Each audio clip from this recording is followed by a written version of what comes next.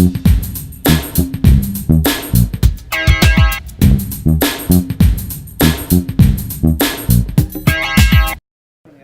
evening. Can I be heard on this glorious spring day in Las Vegas? Thank you all for coming out on such a great day. I'm Bill Brown with Brookings Mountain West.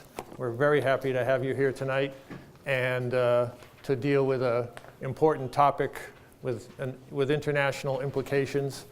And for those of you who've come to some of our talks before, we've talked about how Nevada and Las Vegas is, in particular, as a growing global city, has more at stake than ever before in some of these issues.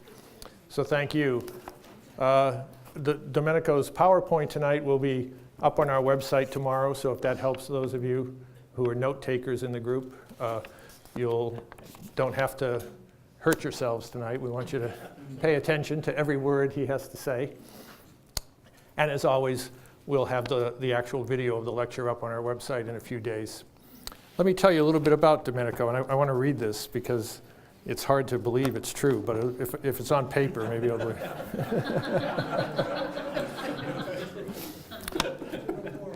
Domenico is a senior fellow at Brookings, but he's president of the Oxford Institute on Economic Policy. He's a member of the Financial Times Forum of Economists. He's previously been a member of the executive boards of both the International Monetary Fund and the World Bank. And as you can see by his topic tonight, his academic interests focus on the global economy and currencies, global governance, the G20, the G8, and European economies in general. He has an undergraduate degree in financial economics from Bocconi University in Milan, and he's done postgraduate studies at Harvard, the London School of Economics, and Oxford University, where he holds his PhD. Earlier this week, we were discussing the architectural similarities between Las Vegas and Oxford University. That was a very brief conversation, but it's Domenico's first trip to Las Vegas. Like all our scholars, he's been meeting with students in the classroom, with faculty members, both economics, political science, and other disciplines. So it's a treat to hear him tonight. I'm going to turn the stage over to Domenico Lombardi. Thank you very much, Bill, for your very generous introduction. It's a pleasure to be here, and I'm very serious. This is the second time in a row that I applied to come here. The first time didn't work, and I'm so glad that this time was offered this opportunity. And it is an incredibly popular program at the Brookings Institution. Have many of the best colleagues who come here and who look forward to come here every year. So really, thank you so much for hosting me and for giving me this opportunity. So what I'm going to do tonight is essentially to highlight a little bit what's been going on in Europe, in the Eurozone. And what I'd like to start with is essentially, we're here in Las Vegas, so why do we care about what happens in the Eurozone, about what happens in the tiny island of Cyprus, 0.2% of the Eurozone GDP, or in Greece, less than 2% of the Eurozone GDP. And the same is true for Portugal, for Ireland, but maybe is not true for larger economies of the Eurozone like Italy or Spain. Italy with a public debt stock of over 2 trillion euros, and the same applies to Spain, not in terms of the public debt that Spain has, but more in terms of the contingent liabilities linked to its shaky financial sector. So let me start just by highlighting the structure of this conversation more than a lecture, really. I'm going to talk a little bit about the systemic relevance of the Eurozone. So why should we care? Just in the hope to stimulate your interest. And then I'm going to go back to the origins and just show you a couple of slides highlighting the great expectations that many countries had when the euro was introduced in the late 90s. At that time, I was a much younger economist working for the Italian Central Bank, and I was involved in the preparations for my country joining the Eurozone. and partly because I was young, partly because this was seen as an historical project, an historical venture. Clearly, we all had great expectations. Somehow these expectations weren't really fulfilled, were not really fulfilled. And I'm going to go through, fiscal, competitive, and structural policies, trying to highlight some of the common flows in terms of explaining the euro area crisis. And also what I think, drawing on the research done not just by myself, but by my colleagues in the Global Economy program at the Brookings Institution, on what could be the remedies going forward. And I hope to have really an open discussion with you to really discuss this way forward. It's such a complex topic. There is really no one-size-fits-all approach. It's really so unique, this crisis, that you couldn't have read about it in any textbook, because it's really unique in many respects. So why do we care? After all, if you look at the population of the Eurozone, at the start of the single currency area in 1999 was slightly over 5% of world population. As you can see, it has been declining steadily, and now it's less than 4.8%. And this is a very downward sloping curve, clearly reflecting an aging population, a sort of demographics dynamics that clearly does not hinge well for the Eurozone. But the point is, it was a little bit over 5% at the start, and now it has been steadily declining. So why should we care after all? Well, as it turns out, if we look at the GDP of the Eurozone at market prices, so essentially in a unit of euros, it was about 22% when the euro was introduced.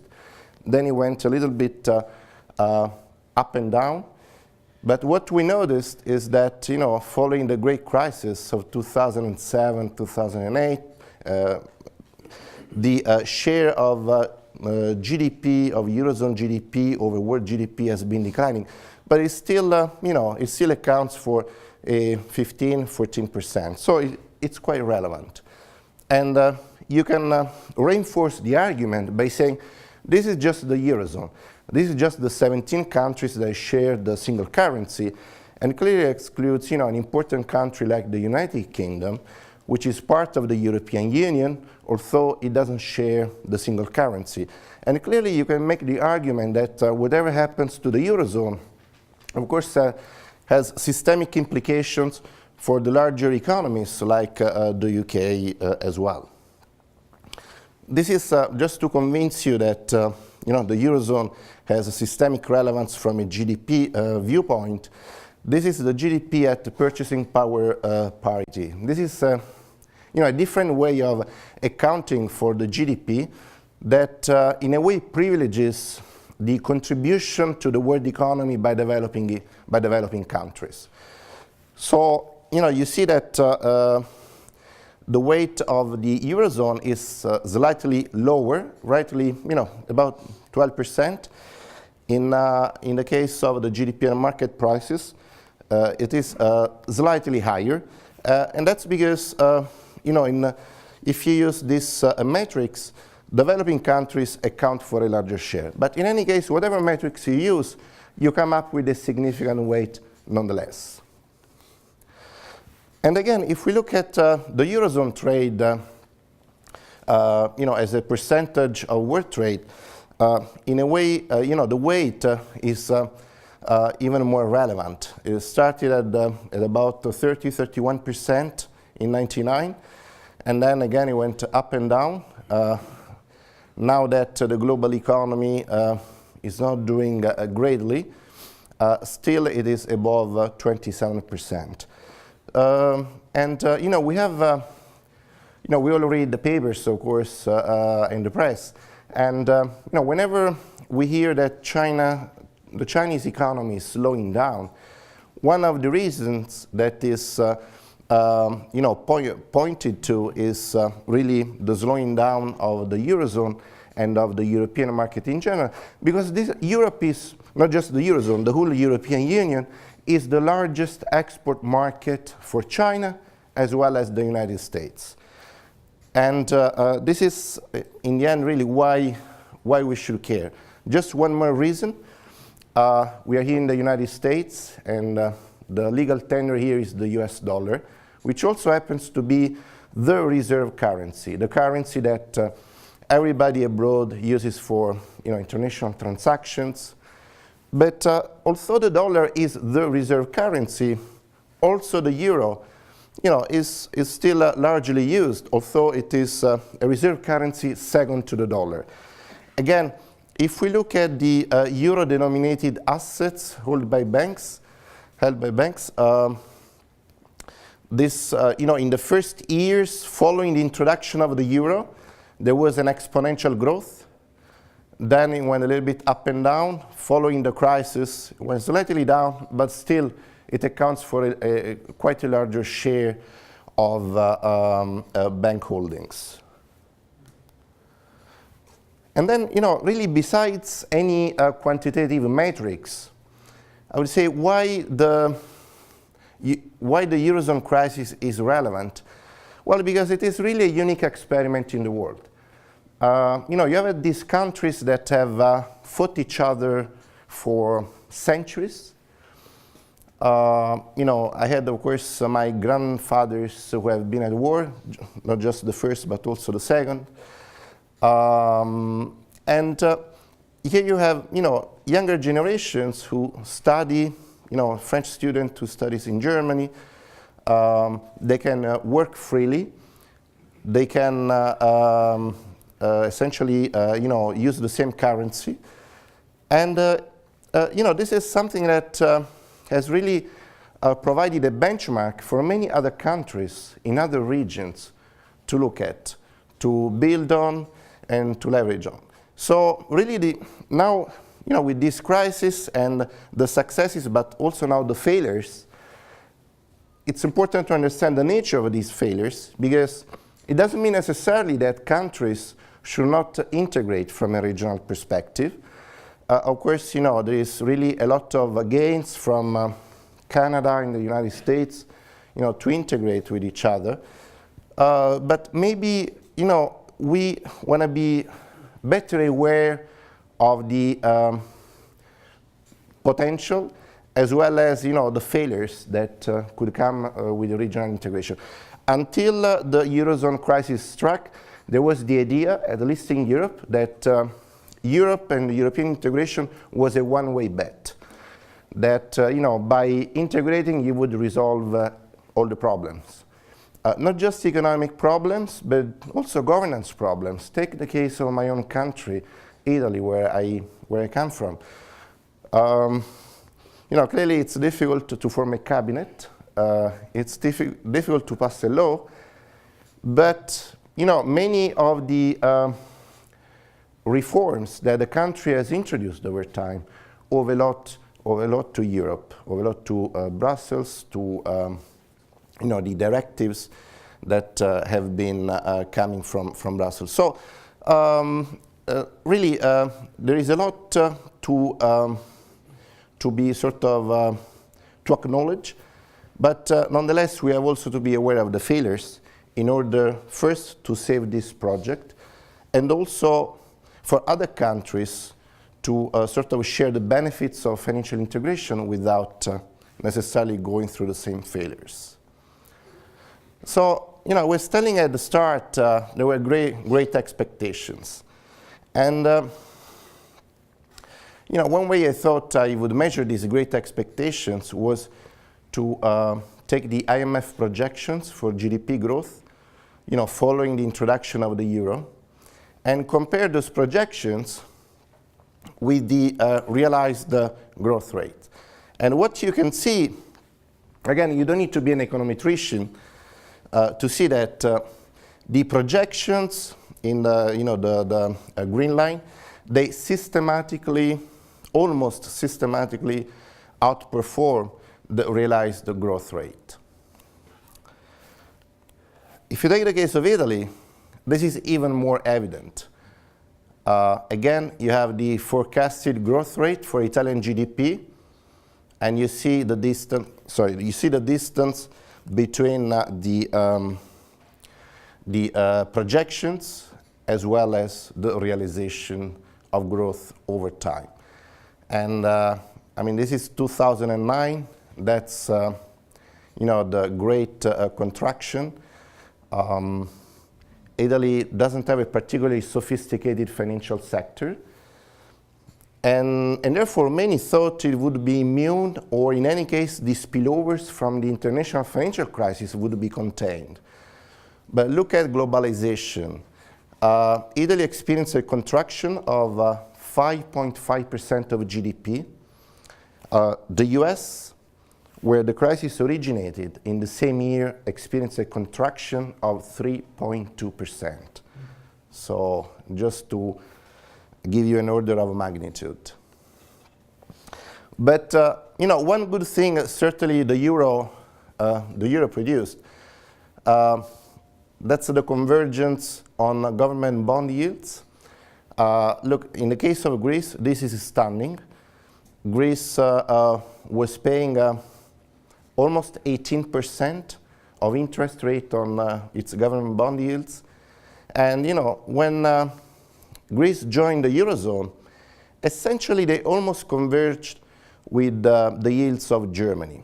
And to some extent, this is also true for Spain, for Italy, although it's less pronounced.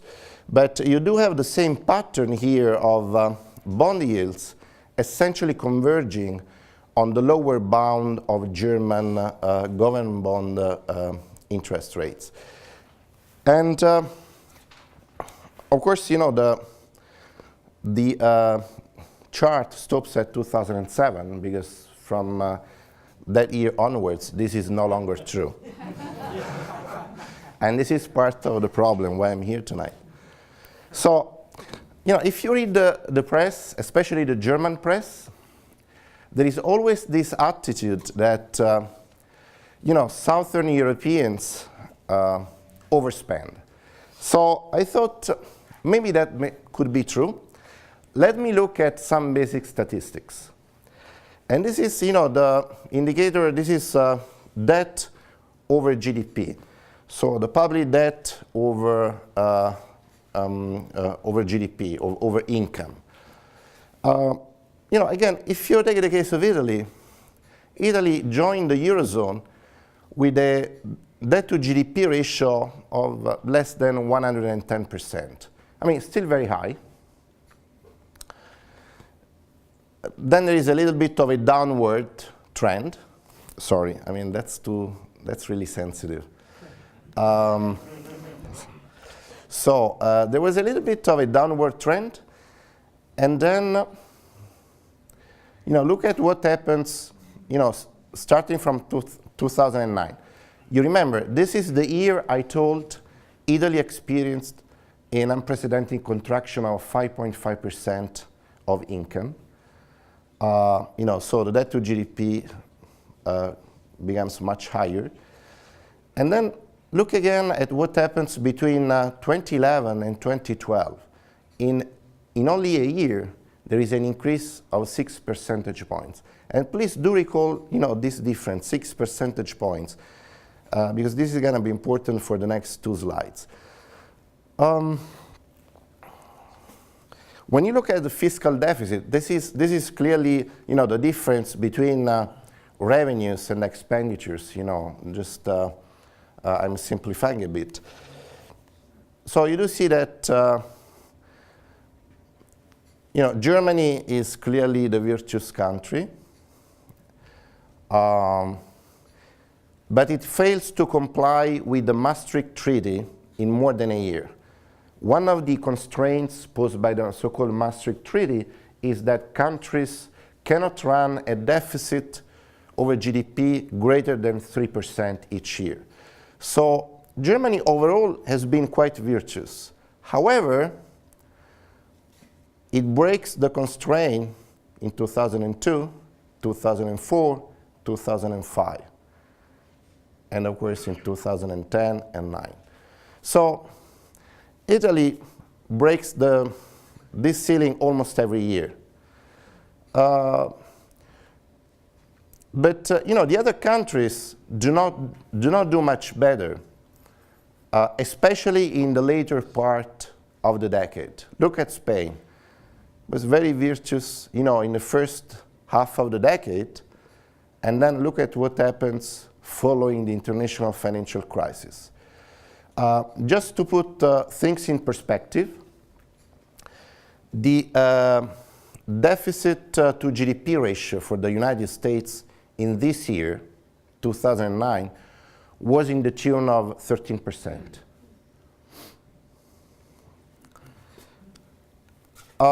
This is the structural balance over GDP. Essentially, it's the same measure we have looked at before, but it takes into account the economic cycle. So it is essentially it is a more appropriate measure to gauge the extent of the fiscal deficit because clearly because it incorporates the effect of the economic cycle.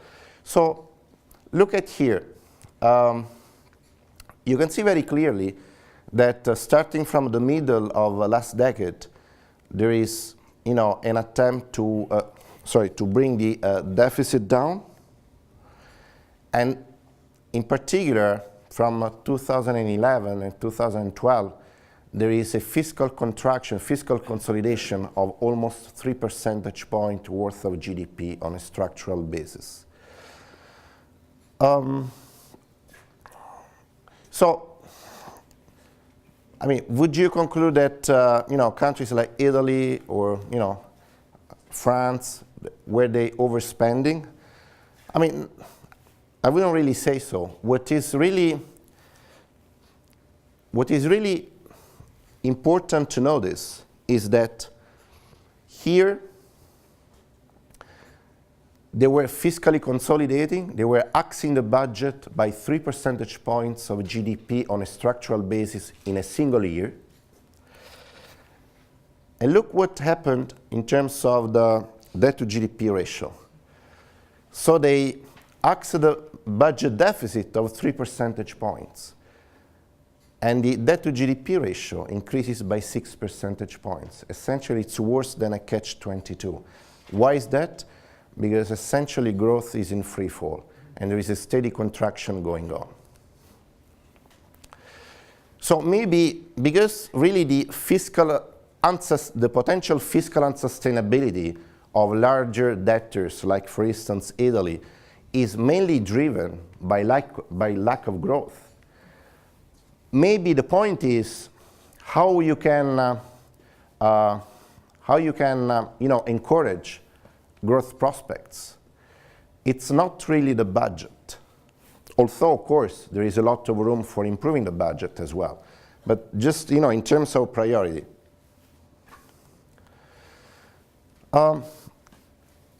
If we try to probe a little bit further into the structural factors, I think it's important looking at, the export performance of the main Eurozone countries. And the idea was that with the introduction of the euro, there would be a momentum on reforms. These countries would benefit from the single currency and would enjoy more export opportunities. By enjoying more export opportunities, symmetrically they would also import more. So there would be more specialization, more effective division of labor, efficiency gains. In a way, everybody would gain from this. Look at Italy. It started, if you measure exports and imports, so the export is the green bar, the imports is the purple bar. It started off at about 27% of GDP or so in 2000, and it has stayed, pretty constant between the 27-30% threshold. If you look at Spain, again, if anything, the export ratio stays very close to the 30% threshold. For France, it actually decreases. Now look at Germany. So the Germans start off with, say, a 35% export to GDP ratio and import to GDP ratio. Very symmetrical, by the way. And look at this. They end up the decade with an export ratio of 50%. Although also the import ratio, increases. But their export performance has been really, quite spectacular. Again, you can, summarize the same conclusion by looking at the degree of openness. Was showing the export and import ratios separately. In this case, I'm summing up both. I'm summing import and export, dividing them over GDP. And look at here. Again, Germany started with a degree of openness, really at the start of the single currency, of almost 70%. It is now close to 100%. No other country, not even the UK, which is a very open economy, really has exhibited the same performance. So Germany was increasing, its export quite a lot.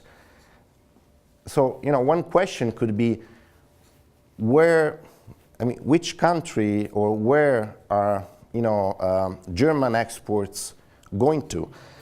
And essentially what you see is that mainly the Germans have been exporting not to the Eurozone, but outside of the Eurozone. And so they originally, at the start of the single currency, they were exporting a bit more than 45% of their exports to Eurozone countries. So it goes up and down, but there is a steady negative trend. And then, a couple of years ago, it ends at 42%. So, and I think this graph really holds the key. So this is the current account balance. So just to simplify, it's the difference between export and imports over GDP. And this is the left scale is the relevant scale for this line. Look at this.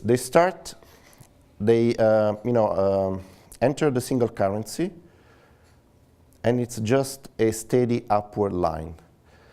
There is a peak in 2007.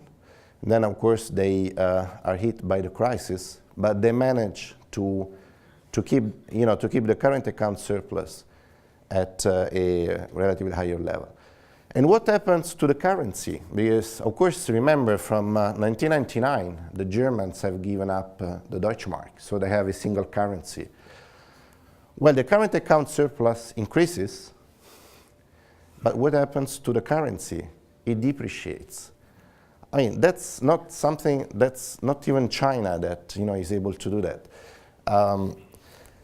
So why is that? Because clearly, the euro is a common currency, is a sort of weighted currency. Therefore, you have a sort of, whenever you have a weighted average, there are the good and the bad, if, we may want to use this term. And of course, other countries who are less competitive, who are less well performing, clearly help to keep the euro down.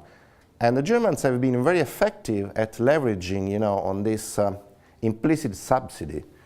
Here in the US, I've been living in Washington, D.C. for the latest 12 years. And clearly, if you live in Washington, you keep hearing about, frictions between the US and China on the exchange rate. Now it is less so, but this is a very, there were times when it was really a hot topic in Washington.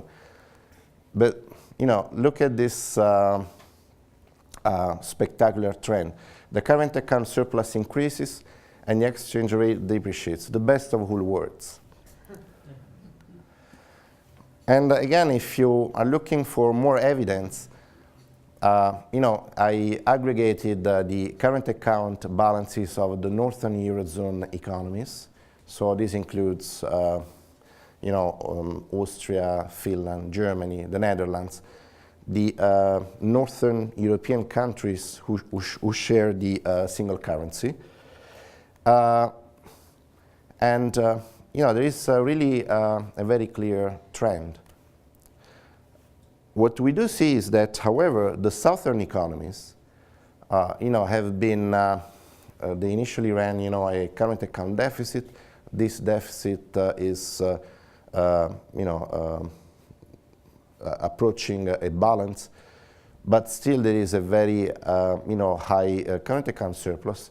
Why is that? Because, as I said, many of the exports increasingly are towards non-Eurozone countries. So in particular, emerging economies. And, just to reinforce the point I was making before, this is Germany and this is China. So there was a time where, China was outperforming Germany in terms of a current account surplus, but now it's the other way around, and no one seems to have noticed it. However, because Germany is part of the Eurozone, the single currency area has a balanced current account. So the IMF says this is not an issue, because the current account of the Eurozone is balanced. So we have seen that Germany has been very effective at taking advantage of the single currency, partly because this link between increasing current account surplus and exchange rate appreciation is broken. So normally when you have a current account surplus, the exchange rate should appreciate to compensate for the surplus, to bring the surplus down. In the case of Germany, we have seen that this is not the case. Actually, the exchange rate seems to support an increasing surplus.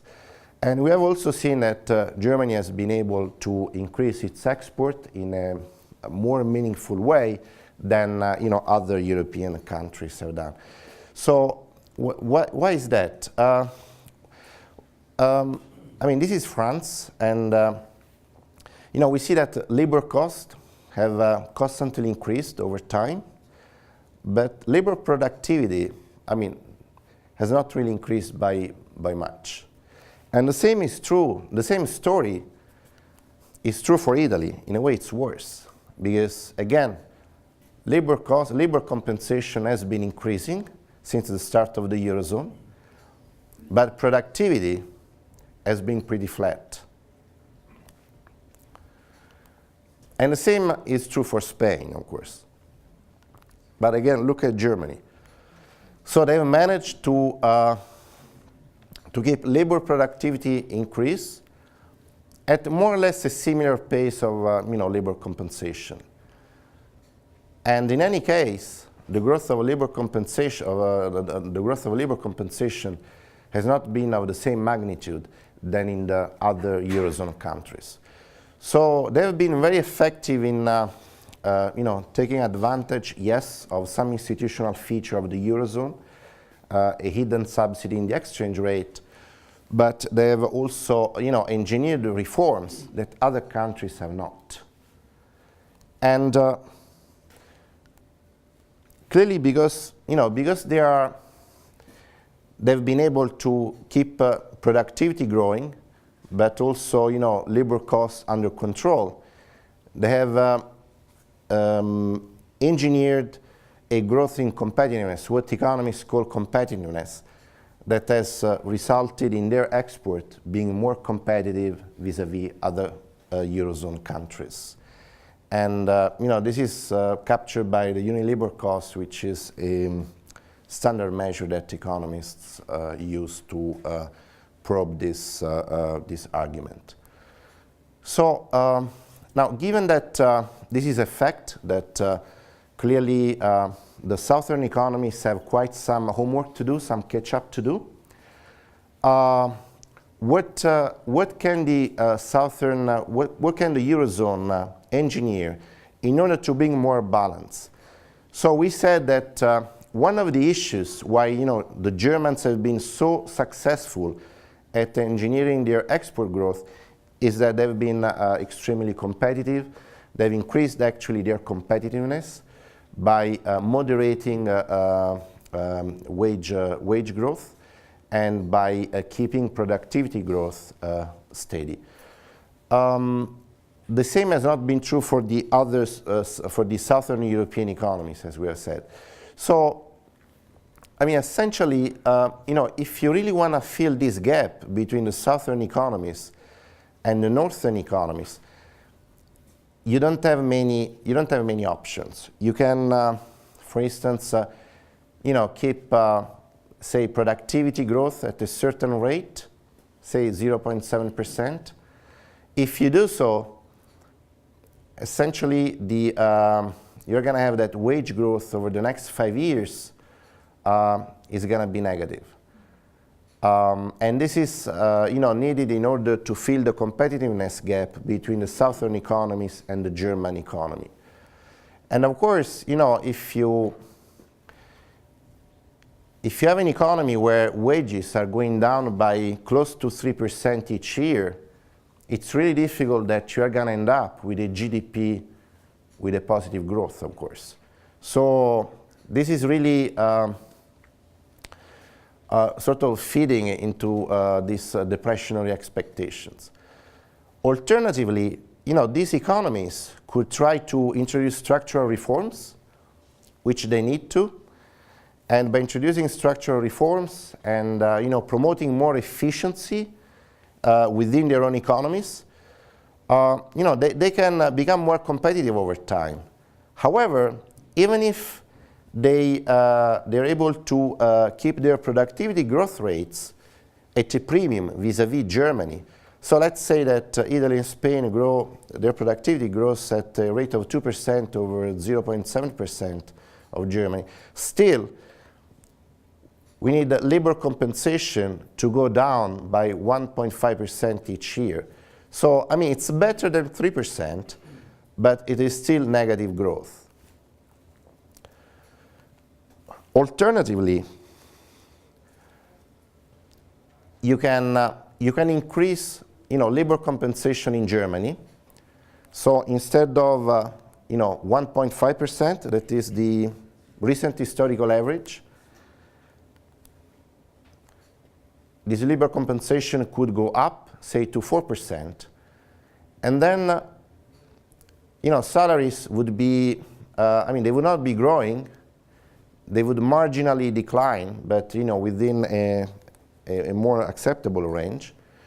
Or you're going to still have, the best case where, these countries introduce strong structural reforms. They do catch up on, much faster on productivity, growing at a higher rate than Germany. And in that case, you would have a sort of moderate wage growth. I mean, besides these simulations that are, clearly oversimplified, but essentially the point is that in the current context of the Eurozone, it's really difficult to engineer a solution that is country-based.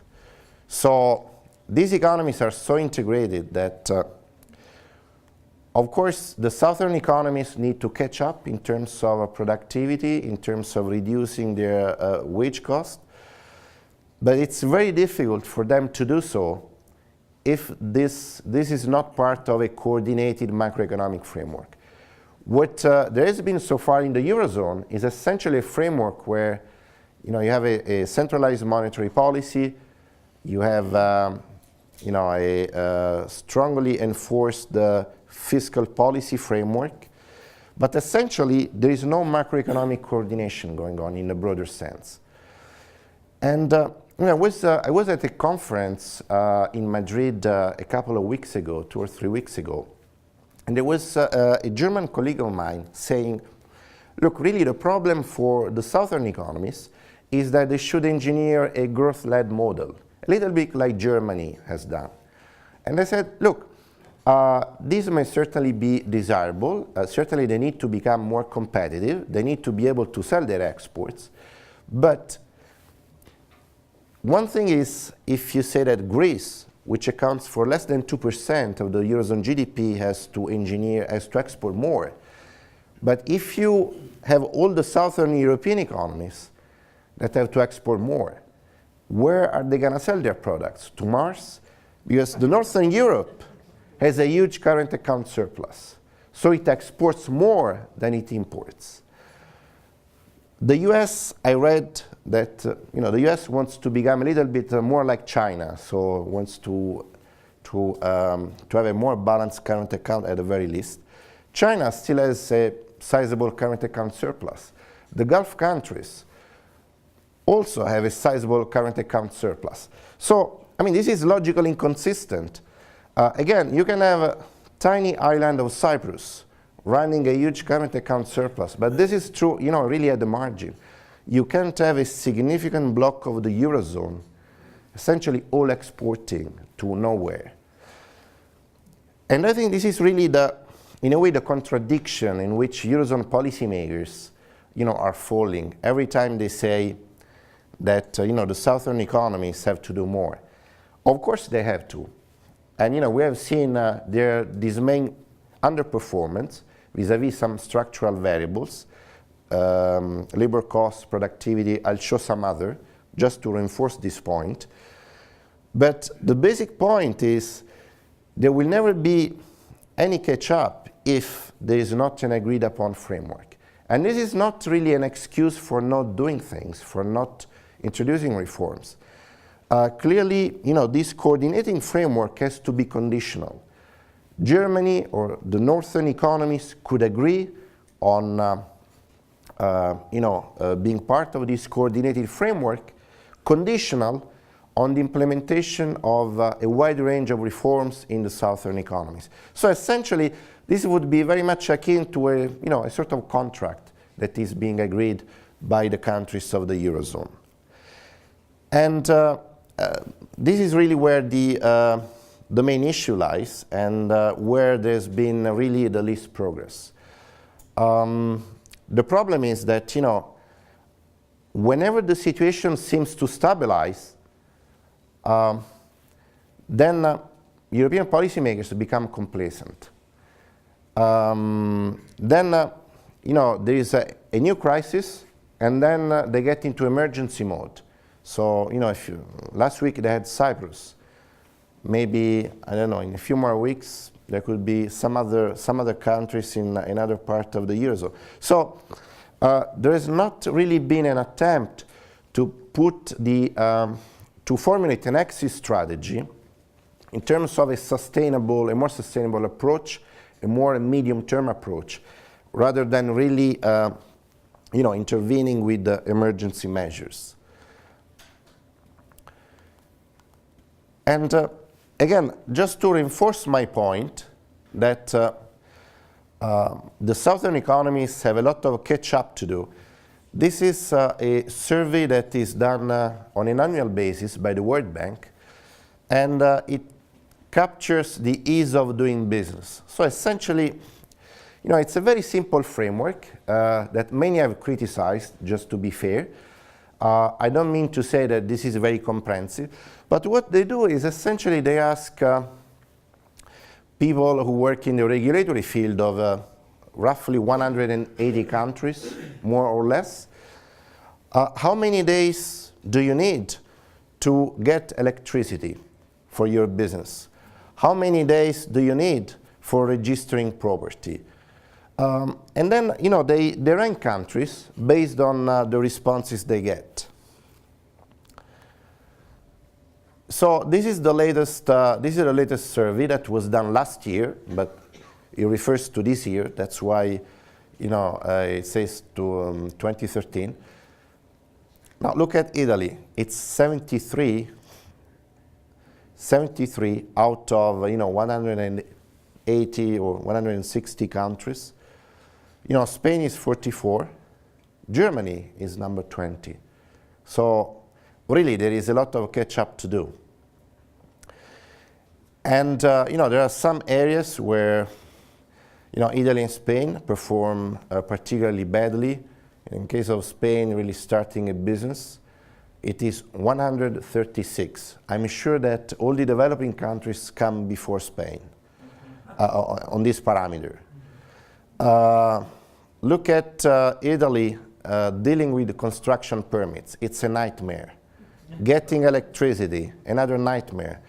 Getting credit, another nightmare. Enforcing contracts, it's almost last. So, this really speaks for itself.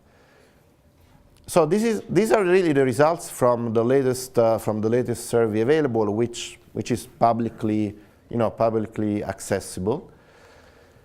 And so those were the results from 2012. So I decided to do a little bit of a dig up and see. It's true that Italy is 73rd, but what has been the dynamics over the latest years? Is there an improvement or there is a worsening trend? So I went back to 2005, and what I saw is that Italy was actually doing better. It was 64, now it's 73. And then the World Bank has formulated this measure. It's called overall nearness to frontier, which essentially captures the rate of improvement over time in making a regulatory environment more business friendly. So again, it's the worst performer. Spain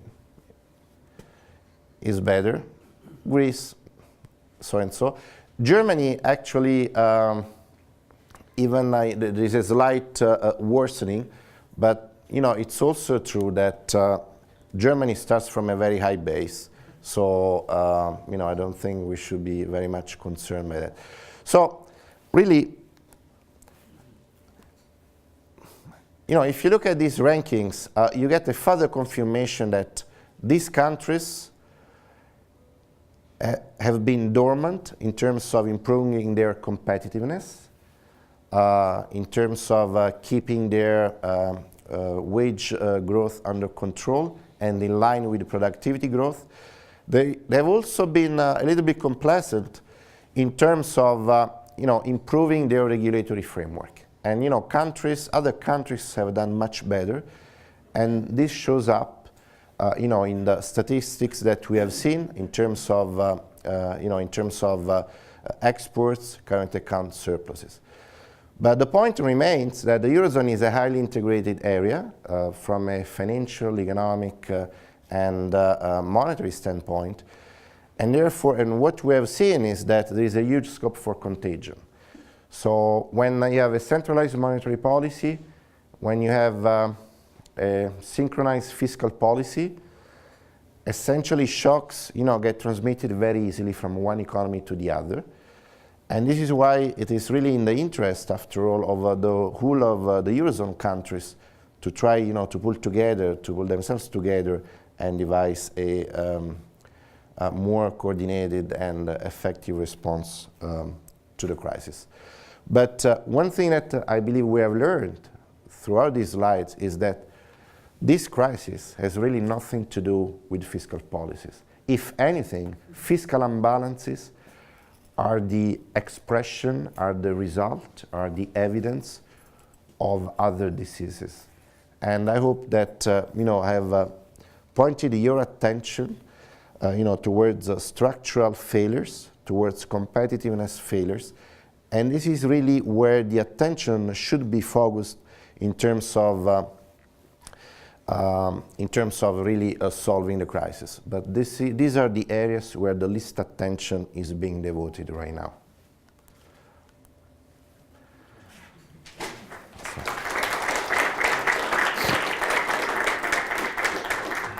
I believe I have used too much of your time, but I got so sort of interested in the presentation, so forgive me if I've spoken for too long. I didn't realize. Please. So, given this bleak picture of the Eurozone, what is your projection for 2025 for the Eurozone? Well, economists love to make projections, but we also know that they're always wrong. So, so it's very easy, to make a projection now. I think what we are seeing right now is that, compared to the earlier part of the crisis, say, 2011, when market pressure was really escalating on Spain and Italy, now market pressure seems to have abated. And this is why, many in Europe were really celebrating success or victory.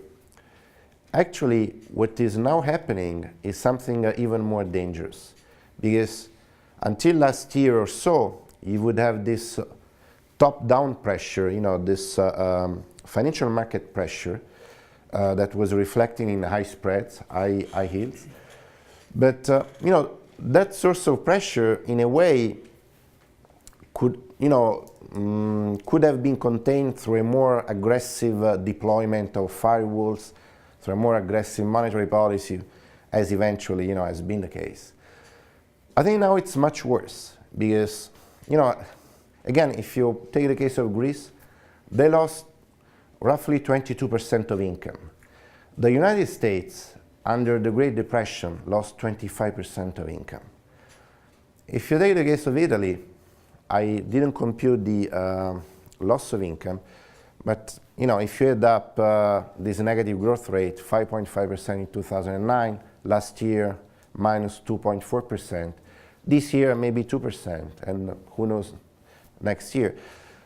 You are already seeing that this negative growth dynamics is feeding into an electoral dynamics. So, in Italy there were elections last month, and the first party who won the election was essentially a party that had never been in parliament, and that has been successful in running an explicit anti-euro campaign. So that was in February. Now, just let's do some fast forward. What happens, say, next year or in 2 years if the economy keeps contracting at a rate between 1% and 2% every year? I mean, which party is going to support a pro-European agenda? This is true in Italy, but I think this is going to be true elsewhere. And I think this is, in a way, much more dangerous for the health of the euro, more than any speculative attack that we have seen so far. So I don't know, but I am more worried by this disappointing growth results feeding into a negative electoral dynamics. Please. Yeah, the very interesting article I've been working on balance and sustainability and trying to get countries to grow together. Very interesting article in the Wall Street Journal on Friday, which I think is highly in agreement with a lot of the things you're saying. But they focused it by saying that Germany pushed the austerity because they're most concerned about banking stability.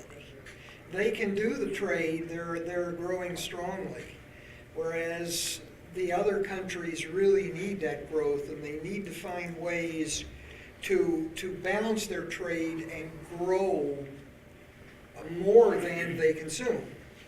So, and I think, that's in keeping with, I think, with what you were saying. I mean, I haven't read that article, but I think we are now seeing the limits of this very narrow approach to the European crisis.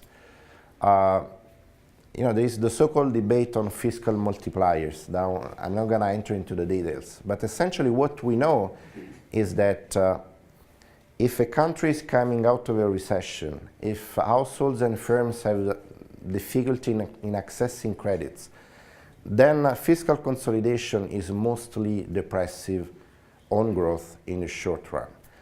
Look at the case of Italy. They've implemented an extraordinary fiscal consolidation, and look at what's going on. The debt to GDP ratio as we have seen escalated from 120 to 126%, this year is gonna top 130%. If we go back to history, you know when the debt to GDP ratio was higher in Italy, when actually Mussolini took power. So now I think, you know, it's, the IMF is saying that. Earlier on, the IMF was much more quiet. Now clearly, you know, looking at data, they have recognized that, I mean, the evidence is just very strong. But, you know, in the end, who decides are, you know, Eurozone countries. The US Treasury Secretary is traveling to Europe, if not today, certainly in the next few days. He's going to talk again about, you know, reconciling austerity with growth.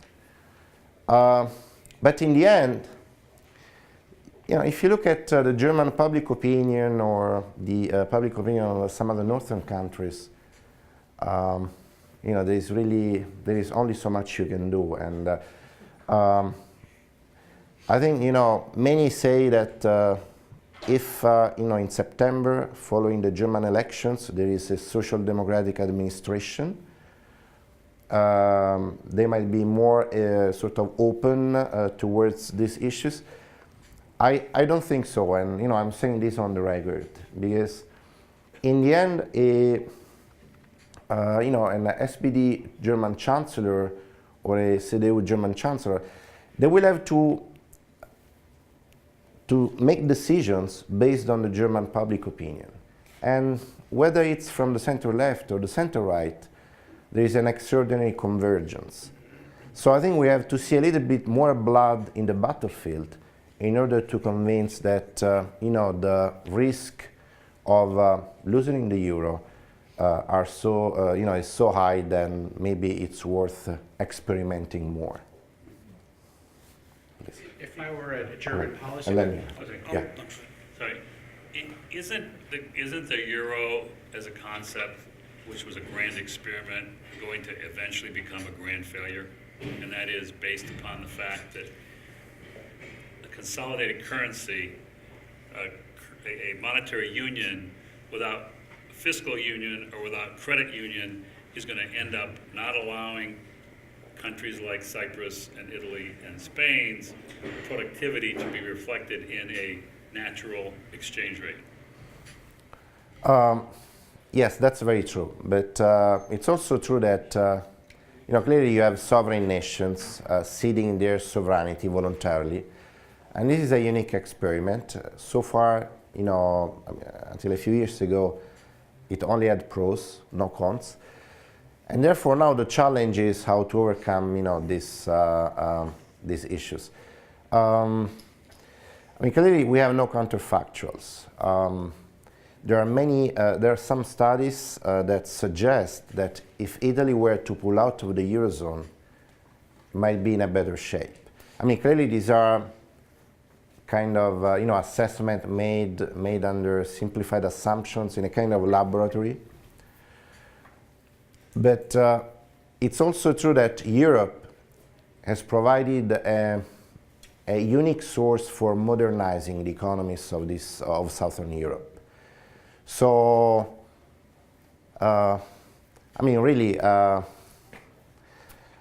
don't know the answer, to be honest. But I think that right now the interests are so interconnected that however you think about the single currency, your first aim should be to try to save it, even if you may have disagreed. But my point, however, is that being pro-European or pro-Euro doesn't mean that you have to take for granted everything coming from Frankfurt or Brussels. So, you know, Germany is a very large economy, roughly 30% of the Eurozone GDP. But it's not the majority shareholder of Europe. You know, other countries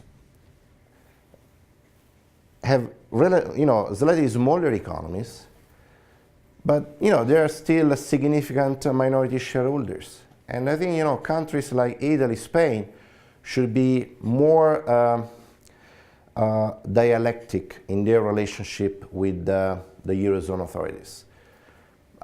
Today, just before coming down to the auditorium, I was reading an article on the Italian press saying that, that France has been granted an exception because it's not gonna make it, it's not gonna make the 3% deficit to GDP threshold. So apparently they have granted France an exception, although France is only gonna balance the budget by 2017. And in Italy, there are firms that are going to bankruptcy because the state is not paying, is not paying its own debt. I mean, the money that it owes to these companies. Apparently, we're talking about 90 billion euros, at least 70 billion euros. This is a few percentage points of the Italian GDP. So, you always talk about creating new companies. Here in Las Vegas, you are concerned about creating new startups. But, in a country like Italy, I think the first emergency, item number one, should be really to save existing companies. Companies should not be allowed to die because they cannot get the money, that the government owes to them. I mean, it's not that they are dying, they are going to bankruptcy because they have too much debt.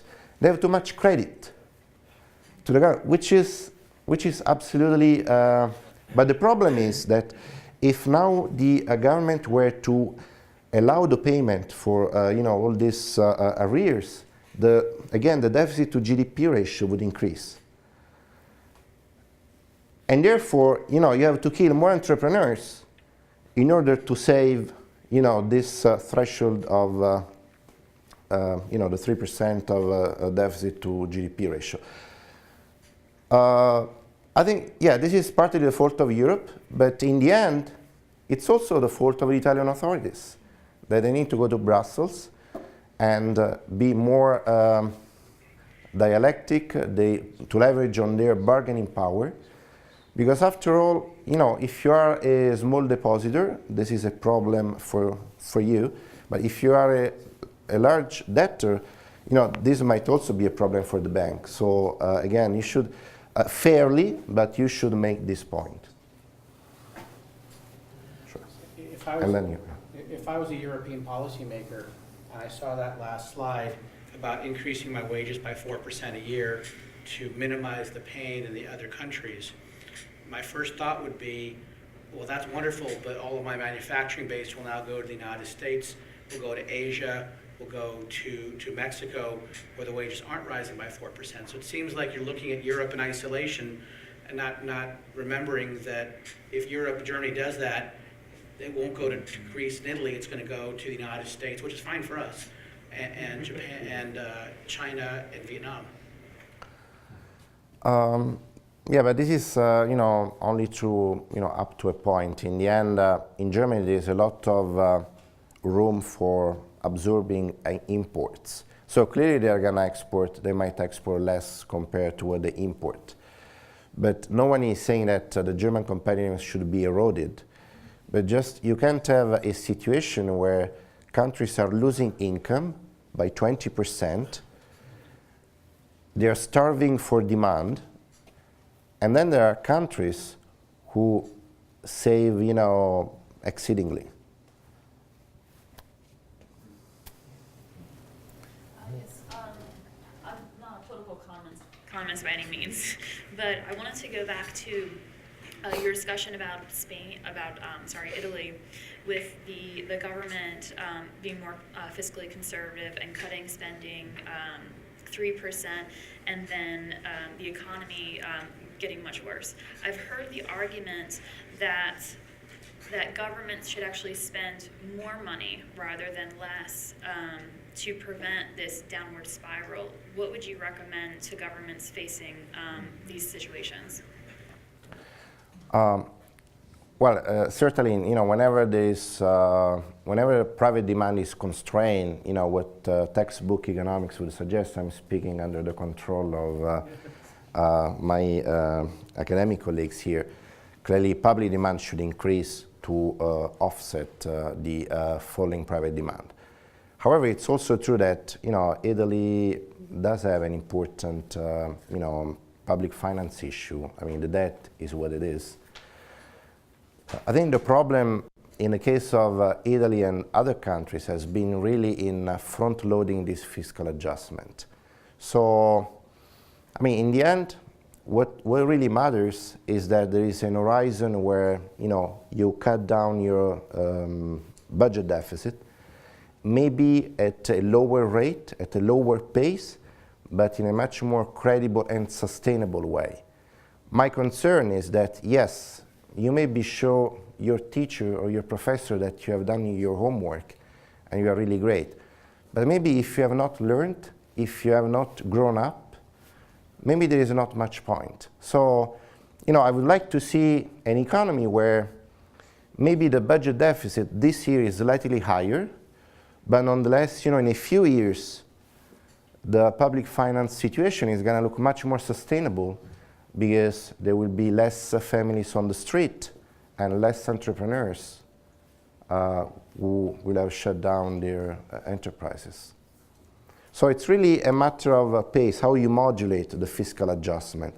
Again, and I'm glad that you raised this point because, coming from Southern Europe, I don't have much credibility when I raise this issue vis-à-vis my Northern European colleagues. So they always think that this is a kind of excuse, but actually, I want fiscal stabilization much more, that maybe they are demanding for. And I'm concerned that after all these cuts, the debt to GDP ratio is rapidly escalating. So if the concern is about fiscal sustainability, now Italy is in a much worse situation than it was when it began this fiscal consolidation. I'm sorry, I'm just going to draw sort of the public part of our program to close, but Domenico will be around afterwards, happy to answer some more questions for you, but I want to keep us close to being on time. You have a lot of credibility with us, Domenico. Thank you. Thank you all for coming and for your great questions. And we'll be back here again quickly. We'll be back next week, Tuesday evening. Domenico's colleague, Cliff Gaddy, will be out. We'll change our geography slightly.